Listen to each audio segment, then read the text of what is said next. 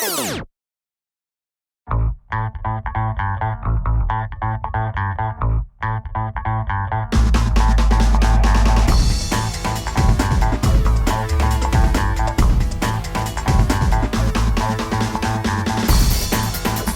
Kelly heading back to Ireland.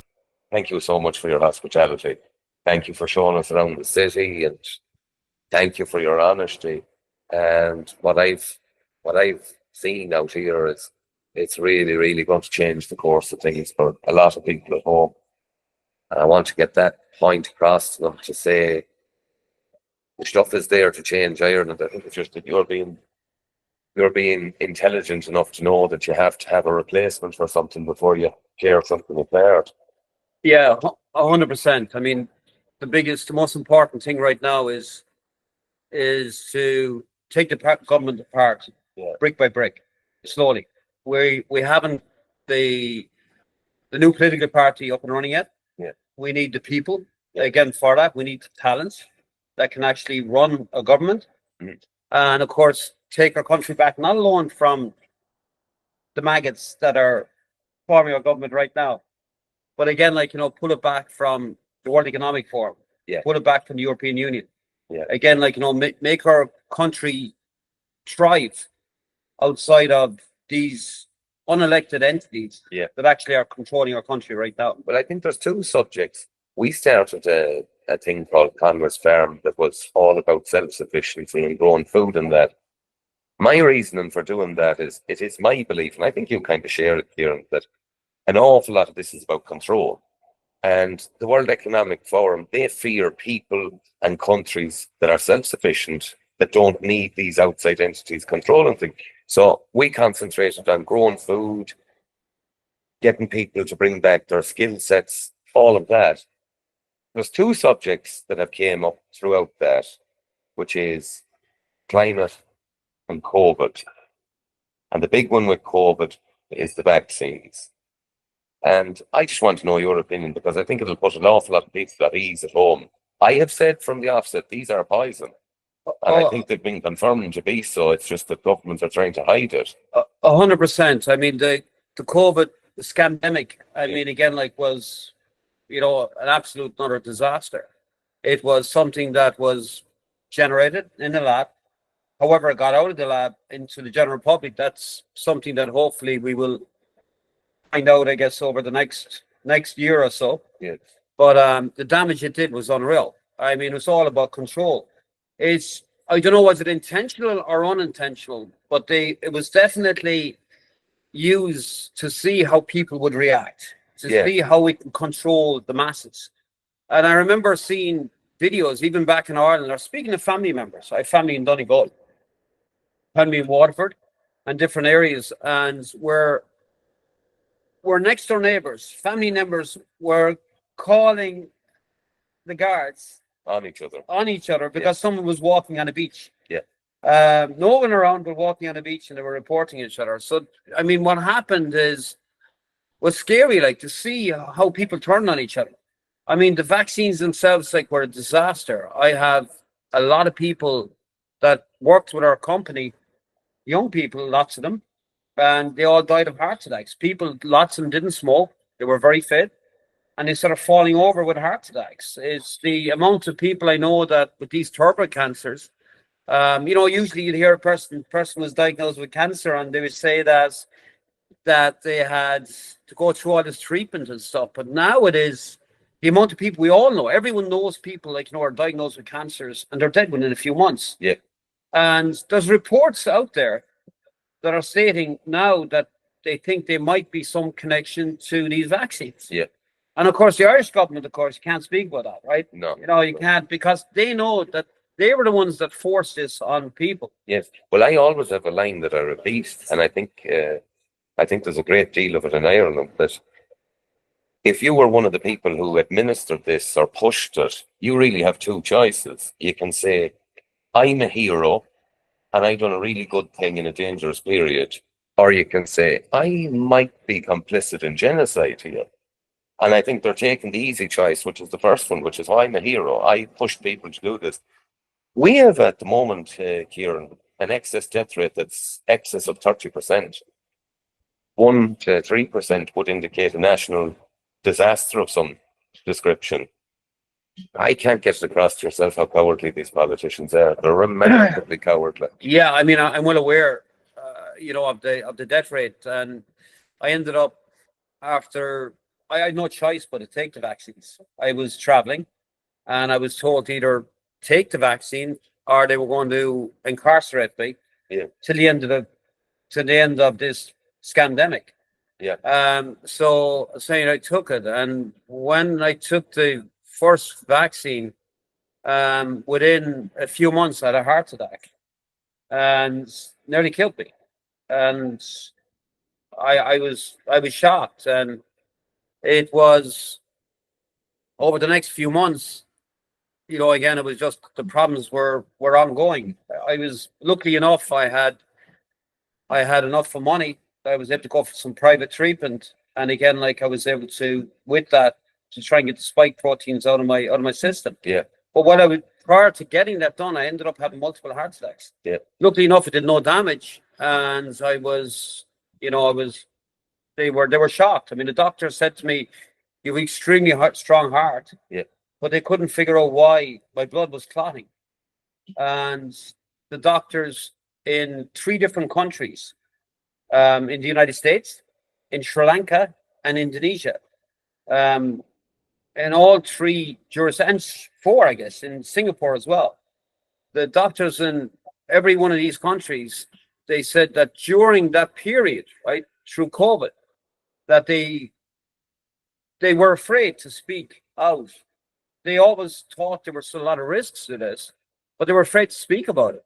And now, like, they're speaking openly that there is a problem. And I've asked doctors all the time, I said, hey, would you vaccinate your kids? Would you do it? Or would you recommend vaccinating your grandkids or whatever? And every one of them said no. Yeah. No way. It's a strange thing. Yeah. I've talked to 2 paramedics. We're going to try and get them onto the show, but we're going to have to blur their faces, because if they speak about what they're seeing, they'll lose their job. But that's in Ireland, right? Yeah. Well, Ireland's a basket case, right? I mean, Ireland is, I've been saying it for years, Ireland is completely corrupt. It's like an experimental center, right, for the rest of the world. I think it is the test tube thing. The test tube, yeah, definitely. And when you look at multiple different things, if you look at the environmental side of things, look how far Ireland pushes that. Yeah. I'm an environmentalist, but I speak about pollution. Yeah. Solely about pollution and about what pollution is doing to our ocean and how it's killing off marine life and everything else, and how we need to stop that. Mostly plastic and chemicals and so on and so forth. That's all I talk about. The whole CO2 nonsense that's been pushed out, like the digital ID. If we don't take our country back from these people, people have no idea how serious this is going to get. Yeah. They're seeing the tip of the iceberg. Some people are understanding that there's an iceberg somewhere. They can see the tip of it now, but they still don't understand the severity of what's coming. Well, I've told multiple people at home, you are looking at a digital identification, total control on your money, and they don't see how far this can go. You're going to wind up in a situation where you will have a carbon allocation per year. Everything is going to be measured. The amount of food you consume, the type of car you drive, if you go on a holiday. Now, this won't affect the wealthy, because the wealthy will be able to buy the carbon allocations of the poor. Yeah. But this is a total dismantling of the middle class and the working class. And if people don't stand up to this is going to happen. Oh, 100%. And it's happening much quicker than what people think. It's years ago, it was considered a conspiracy theorist if you mentioned Agenda 2030. Yes. Even though you can Google Agenda 2030 or go into the United Nations website, it's all there. The documents are there. And people say, no, that's a conspiracy theorist. These people are far right, or these people are racist, that there's something, right? I mean, these are labels they throw at you. When you question the documents that they actually have, I mean, they're right there on the website. But when you start to look at it, like what's behind it, it's absolutely terrifying. They have recommended through the World Economic Forum, and the United Nations are embracing this with the European Union. That say people in the UK, the document was actually done on a test case in the UK. But the average person in the UK, say to travel to Spain, if you don't overeat, and if you eat maybe artificial protein instead of a steak, that you might be able to build up enough for credit that you might be able to fly to, say, Spain. Yes. Maybe once every 2 years, or maybe once every 3 years. Yes. I mean, and what people don't understand about even the whole business community, how the airline industry will still make money on that. The airline companies will make money on carbon credits by not flying.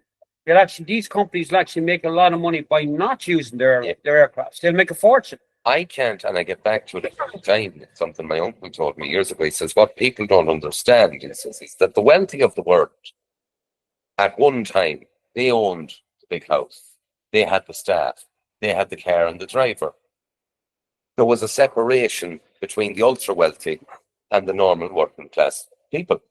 But the ultra-wealthy, in my opinion, have looked around now as they say, well, these people have houses and central heating and they have their own car. Do you know, in actual fact, they're not too different to us. That needs to change. Right. And it's a frightening aspect for me because I think it will change. As I said, this is not going to affect wealthy people. Wealthy people will be able to buy carbon offsets, 100%. cover their own business. The poor won't. Oh, without a doubt. And that is so true. I mean, it won't affect anyone that has a little bit of money. I mean, for the most part, I won't be affected by it. Yeah. So why should I speak out about it? Yeah. And the reason I speak out about it is that, I love my country. Yeah. And I love my people. I see what's coming, there. I looked at a newspaper article the other day in Ireland saying it was racist. But I'm after spending tens of millions of dollars of my own money, giving it to black and brown people inside these communities. Yeah. And they turn around and they use these, that I say, racial slurs, on these people. Yeah. Again, this is all about control. This is all about to silence the whistleblowers. Yeah. And of course, I'm a whistleblower coming from the environmental space, coming from this community that's meant to be, you're okay, Kieran, say nothing, right? Don't worry about these peasants. These peasants are going to do what they're told. Yeah. We're going to put them in the reservation. Yeah. And the reservation is, you're going to, with your carbon footprint, what is coming, and people need to really listen to this. What is coming is the concrete jungles are going to be the new reservation. Yeah. Because your carbon footprint is inside your cities, these 15-minute cities. This is not a conspiracy theory. No. Google it. Look, listen to what they're saying. They're saying this. I'm after sitting in meetings, listening to these people speaking about this on a regular basis. They're going to put people inside the cities, because if you're living out in Mayo, or if you're living out in Donegal, or maybe down in West Waterford, or someplace out of the way, right? Your carbon footprint going from A to B, even though you have the elites flying in private jets around the world, the carbon footprint from you to go, say, from 60, 70, 80, 90 kilometers into a city is too much. They can't control you. So they're going to keep you inside the cities. And of course, they're saying this.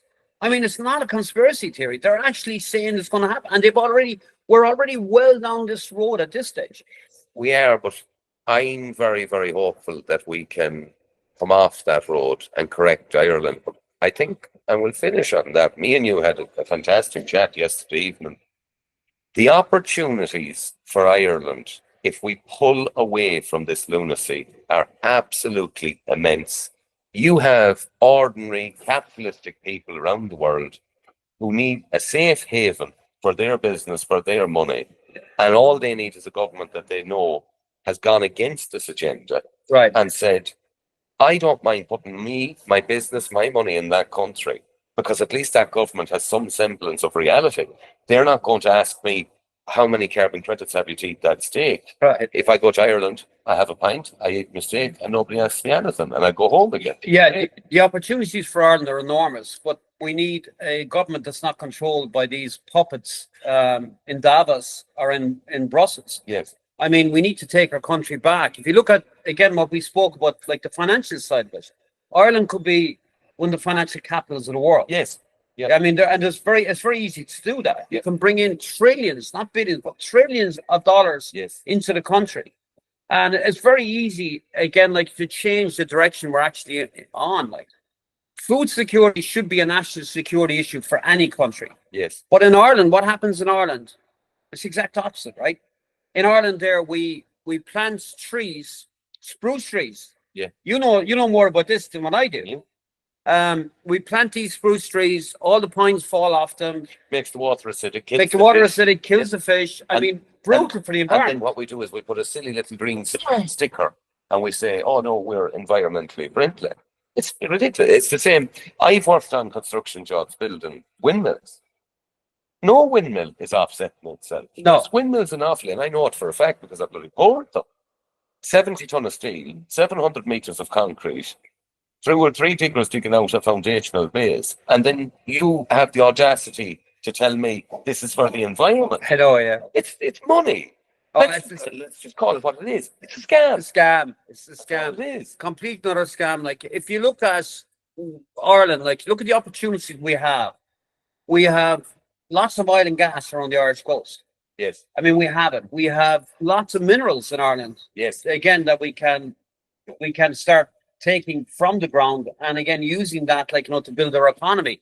Off the west coast of Ireland, I mean, it's full of oil off the Parkway Basin. Mm-hmm.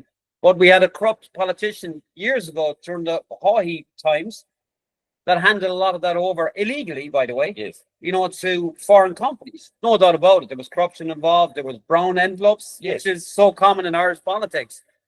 But again, it was done illegally. We take that back. We make our country energy independent. Telling them again, like with the other side of things, we start looking at food security, energy independence. I mean, there are things that we have to bring in. Right now we're gone down a very, very dangerous route. We are within years of reaching this 2030, deadline. If we don't take our country back prior to that, we're finished. Yeah. Our culture is finished. There's no future for our children besides one that's completely hellish. Yes. And there we have to alter course. We need real leadership. Like I said, at this stage, we could take down the government tomorrow morning. Yeah, no, I want to be honest about it. Like you're on about dismantling it brick by brick, because doing it brick by brick means that the replacements can be got. The system doesn't. What you're sitting on is a nuclear bomb. You could, if you want rid of them, you can get rid of them. It's fine. But we need the talent. We need people that are watching this that are passionate about our country. Yeah. That believe in one thing, that look at the present Irish government. They believe the term Irish for the Irish is racist. Yeah. We need people that believe in their hearts and soul that Ireland is for the Irish and that they're going to fight tooth and nail for the Irish people. Yeah. They're going to put the Irish people first, not to the unelected bureaucrats like, they're in Brussels or Davos. Yeah. We take our country back. We turn our economy around and we make our economies one of the strongest, real, sustainable economies that has ever existed. On a final note, about this Green New Deal, it's a scam. Yeah. It's nothing but a scam. You spoke about windmills. I've been very vocal about them. The problem with the windmills inside the ocean, an absolute disaster for a marine ecosystem. Yeah. Sorry, I have a cough. But if you place, say, this turbine inside the water, all the filter feeders, everything else that feeds in that grow on the bottom of these, there's so many of these structures inside the ocean. It completely changes our entire marine ecosystem.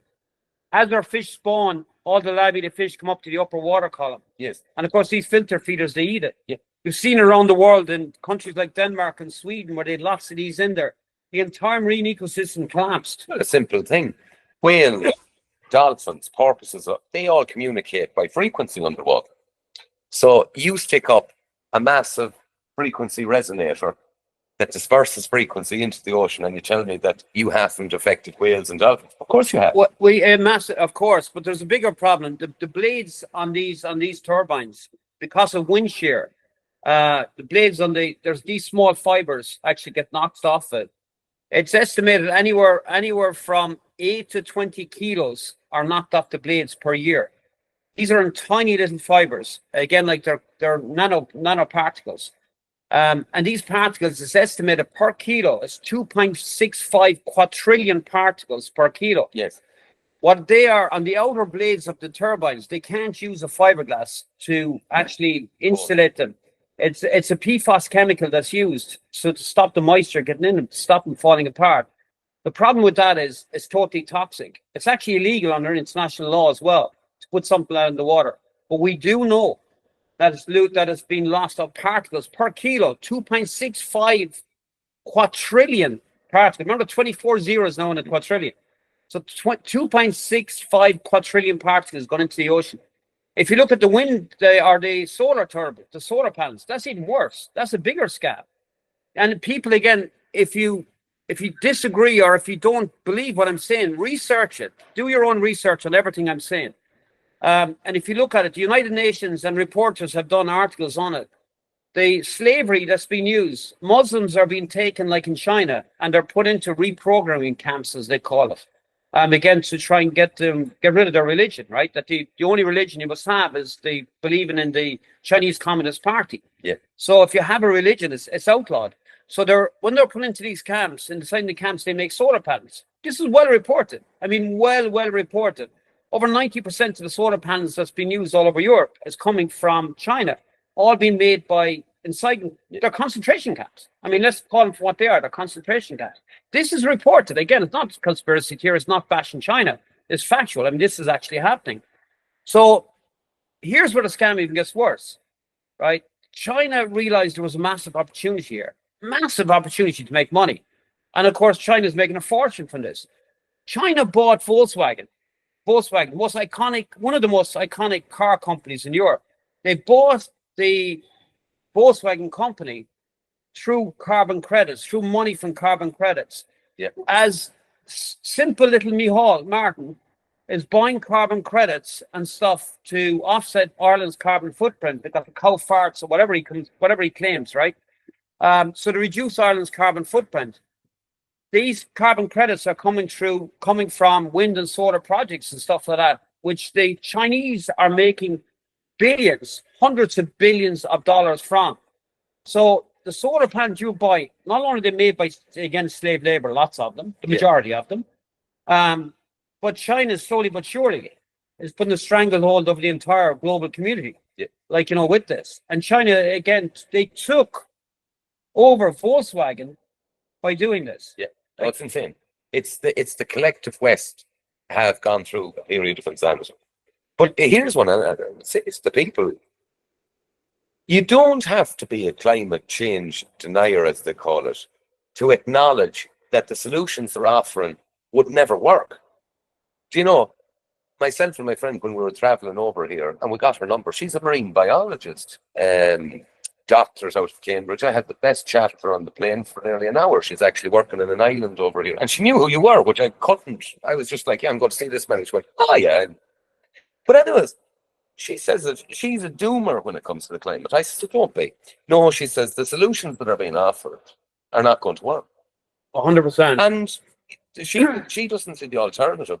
But look, I think this has been a wonderful chat. I think this will put a lot of people's minds at ease in Ireland because, and I did notice it myself, on the Conservative side of things in Ireland, there was two issues that none of them wanted to touch the barge pole, was anything to do with pharmaceuticals and anything to do with climate, because even if they're not making money out of it, they perceive that one day they might, so they don't talk about it.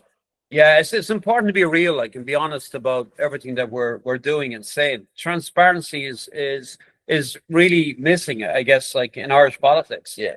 I mean, it always has been, right? I mean, again, it's brown envelopes under tables for the most part. Yeah. But looking at, regarding the climate, I mean, climate changes every day. Yeah. I mean, look at it. 2 hours ago was lovely day. Really warm, and now it's raining, right? I mean, again, climate has changed. And of course, they went for years with the whole scenario with global warming. And then they said, well, this is not going to really work. Let's do something else. So they went from global cooling to global warming to warming again. And so climate change covers it all, right? And it's only another form of taxation for the most part. Are we going to achieve anything to where we're going? Nothing, absolutely nothing. Have we issues that we need to address in the environment? Of course. Pollution is the first one. Yes. I mean, we have to do that. How the Irish government, one thing that's always been missing in that is they don't have any business approach to the problems that we actually. There are a bunch of school teachers and guards and civil servants that would run a piss up in a brewery. And all they know how to do is do what they're told and close their fist on money. And if someone better than them ever talks about them, try and drag their name entirely through the muck. Yeah, that's all they know. If you look at just even plastic waste, and something that I'm an expert in, but if you look at that, Ireland could run its entire fishing industry and farming industry probably with plastic waste. We can turn our plastic waste into fuel, into diesels and stuff, and put it back into our vessels. How many times has an Irish politician rang you over the years to say, "Hi, Kieran, what can we do here?" Has it ever happened? No. Well, I spoke to individuals over the years in Ireland, again, like with some of these. But did they reach out to you? No, not at all. Well, we'll finish on that, right? So there's 3 companies in the world who take plastic out of the ocean. There's your company and 2 others. Correct. Right? And we have an Irishman running one of only 3 companies that are actually taking pollution out of the ocean. And not one politician has rang you. No, not at all. Some of the biggest construction firms, and there'll be men watching this, you can clip this, it's important. Some of the biggest construction firms in America, Australia, Canada, Irishmen running them. Well, many of them have been rang, and we have a housing crisis at home. Then I know several men in Saskatchewan in Canada, some of the biggest mining firms in the world. How many politicians has rang to say, how do we do earth moving better? The people in Ireland need to understand this. They don't care about this problem. The reason they don't, I use a term all the time, right? And it is dilution means solution. Yeah. Or solution means dilution, I should say. Yeah.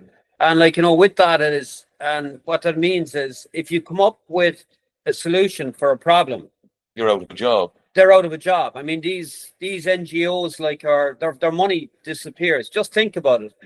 Solution, there means dilution. It dilutes the money that's coming into them. So they don't want to fix anything. They're very happy with a broken system. If you have this broken system, there's over 35,000 NGOs in Ireland now. Yeah. And looking at the amount of money that's actually gone into them, they don't want to fix anything. They want to have these problems with pollution. They want to have all these other issues going on. They don't want to fix anything. Yeah. They're not capable of fixing anything. When you look at the likes of Micheál Martin, I mean, he's a school teacher. I really believe that he's incapable of teaching 8-year-old children, not alone running a country. Yeah. I mean, look at everything that he's done over the years. I mean, he's a disaster. Well, one of the worst, weakest politicians we've ever had. Yeah. Well, it's not you criticizing teachers, as per se. Teachers are a vital part of any country. But everyone has a lane. Well, everyone has their lane and what they're good at. And if we concentrate on why is a school teacher so badly paid in Ireland that the only route they can see to success is to get into politics? That's the problem. If the school teacher was well paid to do their job, they would stay at their job. 100%. And, a lot of people have been ripped off. The entire country have been ripped off by the system. Yes. The system is so badly broken, and it has been for years. So we need to, bring it back from the edge of the cliff. At this stage, we're right on it, and what we need, anyone that's listening to this, we need a lot of really good, talented people. At the moment, I believe we have and we spoke about this last night. I believe we have about 35 people, something like that, that are really electable, that will take seats. And some of the people that they're running against, we definitely have enough of crap on them. Yeah, that they won't be running. That they won't be running. Yeah. Yeah. So, we need to it's not a case of competing in the next election and winning 30 or 40 seats. No, it's winning. It's taking We have over. to take over. We Yeah. have to win the election. And like for the Irish people, and they need to recognise this.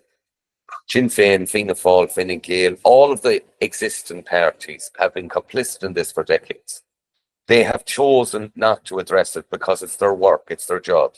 So the only way that we save this, there's two ways. One is a very unpleasant way, and it needs to be avoided because you're in modern times. There's no necessity for that type of Of thing. course. I mean, violence is never the way forward. It has to be done through the democratic process, through the ballot box. Yes, I mean, that's the only way forward. but there has to be a group who come in that have absolutely no engagement with what has gone on for the decades. We need a fresh start. Young people in Ireland need a fresh start.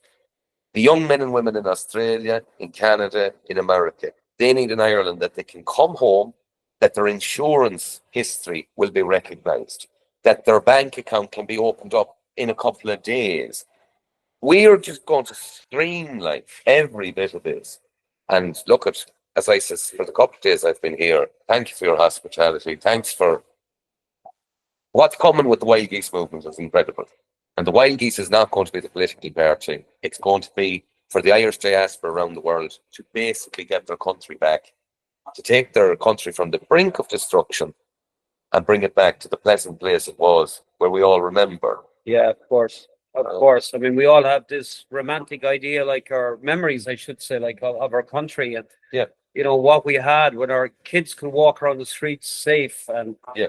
you know, when people could go out at night and just have a good night and enjoy themselves. And that's gone, right? Yeah. I mean, we have to reverse things. We need to close our borders. We need to fix the problems that's there. We need mass deportation. Yeah.